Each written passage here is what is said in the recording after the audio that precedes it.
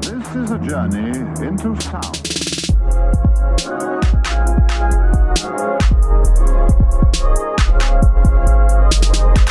Salutona, amico. Welcome to another episode of The Young Bureaucrat in Brussels. That's right, this is the first episode of 2025. It's been already 2 months, but you know that good things don't come at first, they come with hard work and merit in the end, right? So don't forget, this is again one of your stepping stones in your path to become the next commissioner and / or member of the European Parliament. Here today to start the year with the most important topic following the inauguration of Donald Trump in the United States in January. We are finally coming to a point where we can talk about stuff we couldn't talk before. And I'm going to give a voice to someone that's rarely invited to speak, someone that, a group of people in fact that are in danger of disappearing, that have been persecuted, that have been cancelled. So today I have here the last Macho man in Europe. Hey bro. Hey man. What's up? All good, man. Thanks for taking the calls, actually. Champ, 100% G. Thanks, man. Good to be here. How are you? No, I'm alright, yeah, you know, just keeping it real, showing people back home what's it like. And you, what's up? Yeah, I mean, it's an honor to be here, and I mean, I really can relate to the introduction you made, that we can finally speak about these kind of things, and they haven't been much, taken into consideration lately, and I'm very happy to be here, and I can talk about this. Great. It's my pleasure. Yeah, and I think I've been wanting to have someone, because this podcast gives voice to those that are not usually being told about, being talked about. We had corporate lawyers here that are rarely taken into consideration in our societies. Of course, we had people that, we have to be inclusive, right? So we also have climate activists that have been talking about having a planet where you can have shareholders making a lot of profit, but at the same time, of course, being able to make the planet a bit greener, which is important. But it's nice to have finally indeed someone, because being a macho today is hard, right? And I think that's what Mark Zuckerberg meant when he said that we need more masculine energy in the workplace. What's your reaction to that? Yeah, no, and thank you for the question. And yeah, maybe you're right. Like there's definitely need for inclusivity and bringing everybody in, but I also think that's a little too much now. And things are changing finally, and you can see it everywhere. You can see it in the big tech companies, in the government, all around the world, in the States, and so on. And going back to what Zuckerberg said, he's right basically on a standard natural approach to life. Like you need a man, and then you need someone else who is gonna do the rest, right? And what does the man do? The man does what's necessary, and that's probably what Zuckerberg meant. We need someone in the workplace who are able to take strong decisions and who are able to approach things in a rational way, right? Yeah, rational, straightforward, and with power. And that's what it's all about, and that's the same that you need to have when you approach a woman. Yeah. It's the same strategy there, and if you can bring that from your personal life to your professional life, that's where success lies. I agree. No, that's a very good point, because if you think about it, if you work for a firm, right? You work for your Meta firm, for like your Meta, for Amazon. What's that? It's a company, right? And if you're having dinner with a woman, what's that woman to you? Also your company. So you see what I mean, right? So we're talking about company in the workplace, but company also in the interpersonal relationships. Yeah. I don't think these words are the same word just by coincidence. I think that there's definitely a connection there, and it's like you wanna treat the company in the same way as you will treat your partner, I guess, and you need your company. Yeah, exactly. So you need power. You need that decisiveness that only men are actually able to show, and that it has always been like that. Yeah. It's just like now we can say that again, and before we couldn't. Exactly. And you've been noticing how, like in the past years, it feels like there's a crisis every day now, and that crisis, some people say, So I'm bringing this to you for you to come and some people say it like that crisis is because we are losing these values, you know? Of course, sure. I mean, still all the bigger billionaires are men. Women still earn less than men for the same job in some countries. Women are still underrepresented in like positions of power, of managerial director and stuff. But there is a vibe, right? And this vibe kind of forbids like you from being a true man, you know, in your workplace. And I think that's what's creating our crisis of inequality, our crisis of... Yeah, but man, I mean, it's you know, as a one of the last romantic macho in Europe. I mean, Ladies back at home, you know who to talk. yeah, like we can leave some references maybe later. Yeah, maybe. I mean, I'm sure. Maybe I will leave yeah. your LinkedIn. Yeah, please. The social media that a true man should Yeah, use. and exactly. And speaking of you know, the professional sphere, and but also the personal one, as a macho, we value women more than anything else. Absolutely. So we do want women to actually be equal and have the same responsibility and the same, you know, type of job, salary. Like, we don't want any gap there, but we just want to make sure that we are the one who provide that to them. Yeah, So we want to help them. Yeah, to like help that's them. the point, Like- right? Like we were always supposed to help them, and we were now doing it, and it's that's what it's all about, and that's what you do. Like when you go out with a nice lady, like you open the door first, you let her go. It's like gentleman manners. Yeah, what's wrong with opening the door first? It's like nowadays you cannot do anything anymore. You cannot open the door first. You cannot ask a coworker if she'd like to go on a romantic spa for two people with you in a 4-star hotel. You can't do anything. Yeah, that's nowadays. unbelievable. Yeah. You're losing spontaneity. Like, I feel like, honestly, and I heard this story being told a lot of times, nowadays when you go out in a club and when you try to kiss a girl, you need to have already a form in your pocket, already signed by you, to give her for her to sign before you kiss her. Where is this world going? I mean, it's luckily things are again being rediscussed, and we are definitely there to make our voice being heard. And I think it's guys like you, because I know that you have a new book. And I think it's guys like you that are really putting this. Yeah. I'm working on the new book now, and this is all about what my learnings have been so far, and within, you know, approaching relationships with women in a way that is successful. Who do you say are your biggest inspirations to your recent work? Well, I mean, lately I'm very much inspired by all the CEOs of the big tech in the US, because they've been they seem to have understood what we're speaking about, and they're stepping towards us. So definitely that's a big inspiration, and this is something I'm gonna talk about in the book as well. So stay tuned. Do that. But also, like Andrew Tate, he was a pioneer in somehow being strong and being able to, you know, state what was supposed to be stated in unprecedented time. I feel like here it's important to introduce a nuance, right? Because, I mean, of course, Andrew Tate has very good points. Everybody knows that. I mean, some people want to forget that, but Mark Zuckerberg has been reminding us about the need for someone to talk about this, right? But of course, he has these legal issues with like traffic of people, and this guy obviously cannot be outside, right? Of course, man. This is a dangerous man. Yeah, and, absolutely. Even though he can inspire you to do the right thing and to be fit and to conquer women as like the macho that you are, right? This type of energy that women love, that we all know that women love.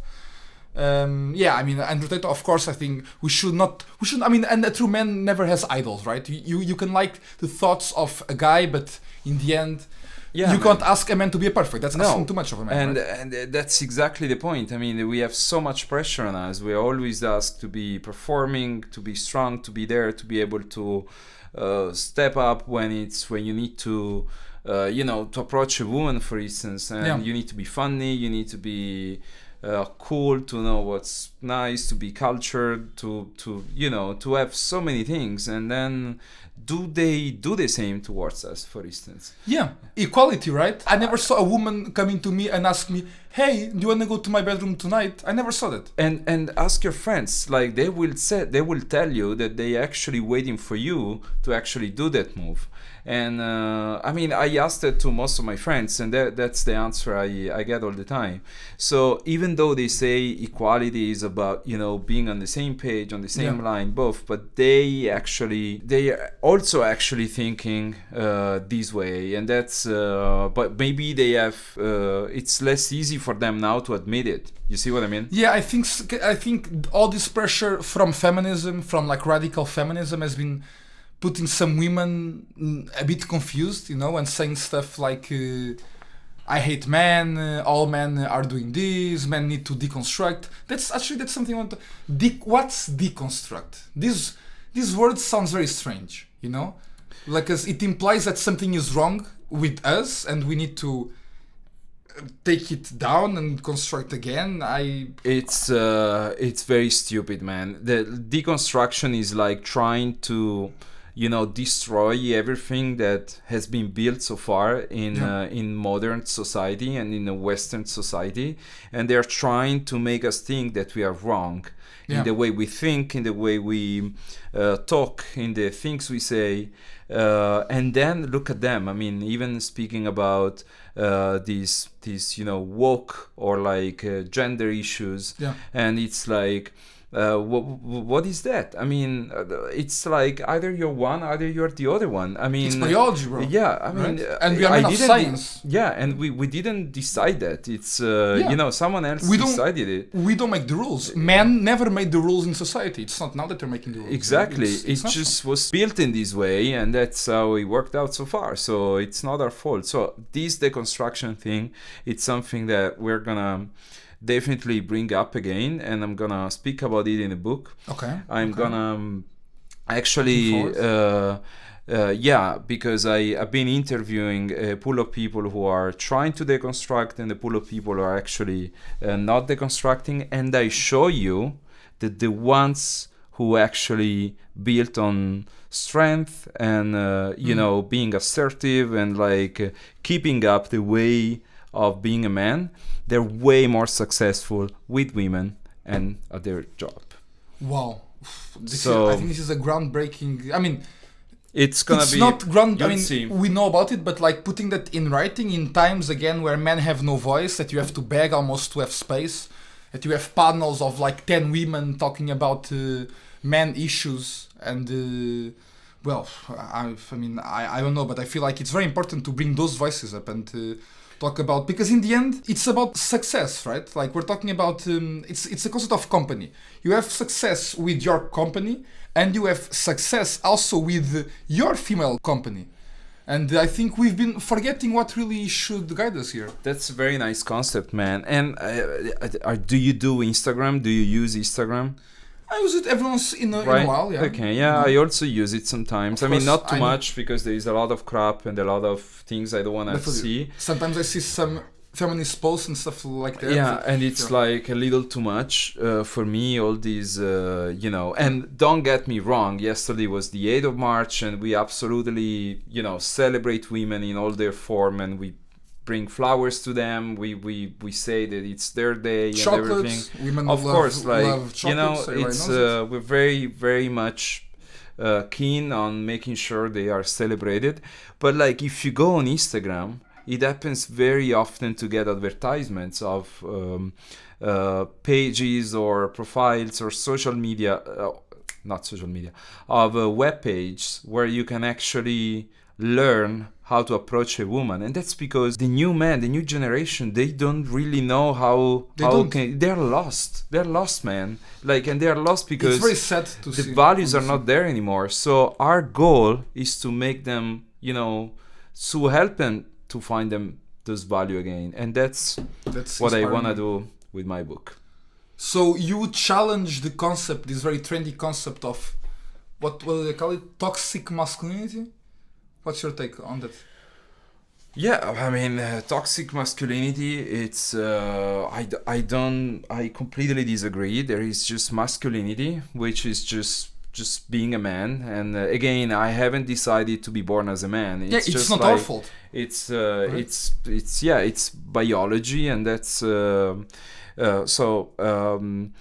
not saying obviously men can be toxic in they could be very controlling, or like Yeah. they could be, you know, we had cases of We have some women bad apples. yeah, exactly. So that's obviously part of the being a community and being like society, but I really don't get what's toxic into being kind with a woman, or like using good manners with a woman.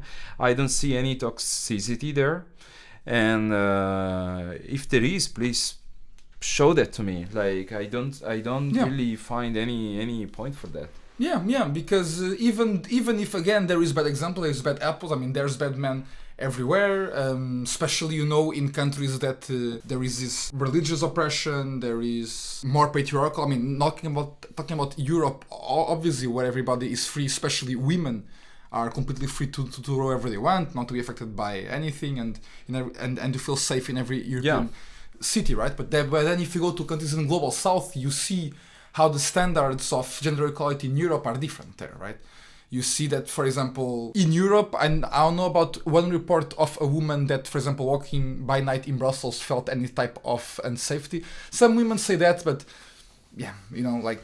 Yeah, but it's also like how you dress, and how much you decide to attract attention on you. That's I'm a man, and of course, if I see a beautiful woman in the very gentle and kind way, I might be trying to approach her, but you might like just want to always say, be good. hey, do you have the time? Yeah, exactly. What's wrong with asking you there's at the always time? a question there. Obviously, we're taking away all the cases where any violent communication or things are done. That's not what we do. But like, That's usually made from non-Judaico-Christians like us, That's like other cultures. True. It's true, especially in a city like Brussels, I guess. Like Yeah. that type of approach is brought here by Yeah. but Because like European people. men, until we started having immigrants from other countries, European men were known, especially by women, as very respectful, very caring. Gentlemen, Right. and exactly, yeah. So it's really an import that you've been having to today, and I don't know. I think maybe we should channel that to maybe people with those different values in us, instead of, again, and I cannot stress this enough, because it really feels like being a white man today, man, it's such a burden, and I think we need to take care of our men. It's such a burden now, like you don't We say need anything, to you're help. accused by everything. We need to help men. We need to help men to be men. Exactly. That's what we need to do, and that's why we need books. We need people thinking on how to communicate our values, and Exactly. we don't want to lose these values. Women love these values. They've been saying that for decades and Trust decades. me, man. I have tons of experience on this. Yeah. You are a macho man. So. Yeah. So you know what I'm talking about, and I assure you that. I know, bro. Yeah, man. No, you can't imagine though. Bro. You cannot imagine. Well, I mean, it's not a competition, right? I mean, well, Yeah, it's but- not that I mean, yeah, sure. I'm pretty sure that I probably slept with more women than you, but it's not a competition, and it's okay. Yeah, if you- but like you cannot imagine how much they want us to be the way we are. Like yeah. there are plenty of women out there who just want this. And there's a lot of women that have been saying recently, I miss the times where men were machos. Women have been saying this, like, it's very clear that, like, women have been saying this, and yeah, I think, right, really, I think the key message of this episode, I think, is we can start wrapping up. We have business to do, right? Yeah. We can't and be the whole it's, time talking. That's more for women that like to yeah. blah, blah, blah. chit chat about stuff. Like we need to be more pragmatical. Exactly. So I think the main message today is really that, like, it's okay to be a man. It's okay to be a macho. Let's take out this idea of, like, macho means something bad. No. No, Like, Macho is just a man with some solid and genuine masculinity that comes out because of the nature of being a man. And as far as you know, integrate politeness and good manners in your way, you're always And confidence. yeah, right? That's what confidence is women obviously love above all. yeah, obviously. Yeah. Yeah, great, man. No, I think this has been good. Right. I think it's nice to I try. really like the sentence that we said before. We need to help men to be men. So let's transfer this message. Then I have a question actually about the weird language you had at the beginning. Esperanto. Esperanto, right? So what's Esperanto actually? So Esperanto was this language that was like invented by this guy, a man. I mean, for some reason, all this stuff are often invented by men, right? All these big ideas of society. Doesn't surprise me actually. Are invented by men and not by the assistants that they had that may have worked harder than them and not being credited. But in the end of the day, you know the name of the man for a reason. Yeah, right? that's what stays actually. It's called merit. And this guy invented this language Esperanto to make people communicate better with each other, to have a more streamlined communication. In the end, manly communication, right? Streamline, you say what you feel, what you need. I mean, okay, you don't always say what you feel as a man, because sometimes it just doesn't matter what you feel. You don't need to. Like, emotions are not necessarily... We feel emotions, obviously, but like we feel them in a less profound and intimate way, and we can't lose time talking about them. Like, there are... You know, that's why we need women as well to actually... Yeah. You know, as you said, we really value having women in companies. For example, women are also important to give birth to the future workers that we will employ. Yeah. Without women, we have no economy. Right. So this is clear. Women, we really value women, and that's because we value women that we want to be the role of a man that we know that women want. That's right, man. Brilliant. Very, very, very cool conversation, and stay tuned for my book. Is that it? And it's gonna come out soon, right? Yeah. It should be done within a month, and then I'll be happy to come here and maybe do a presentation. Oof, I would love that, but I know I'm not gonna be a very busy guy. I have a lot of things planned already ahead, but we'll see. I'll do my best. All right. Nice talking to you, man. Gangster, nice to talk to you as well. Guys, I hope you liked another episode. As you know, Young Bureaucrat in Brussels always bringing you the best guests, the best views, and the place where things that are not being told about have to be talked about. This is it. I'll leave you be. Please continue your fantastic weekend whenever you are listening to this. And take care. Talk to you soon again. Bye, guys and girls, obviously. This is a journey into sound.